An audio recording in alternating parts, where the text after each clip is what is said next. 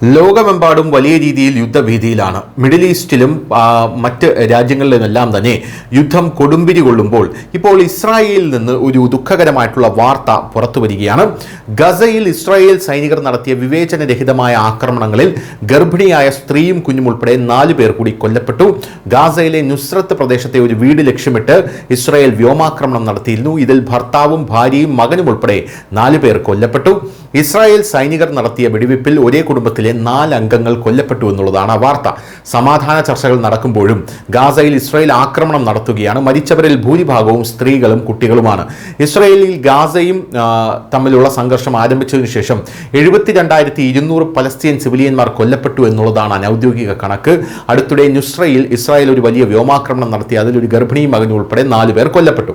Gaza മുനമ്പിൽ ഒരു കാറിന് നേരെ ഇസ്രായേൽ പട്ടാളക്കാർ വെടിയുതിർത്തപ്പോൾ 4 പേർ കൊല്ലപ്പെട്ടു. കാർ സൈനികർക്ക് നേരെ അതിവേഗത്തിൽ വരികയായിരുന്നുവെന്നും അതുകൊണ്ടാണ് അത് തടയാൻ വെടിയുതിർത്തതെന്നും ഇസ്രായേൽ സൈന്യവും പോലീസും അവകാശപ്പെട്ടു.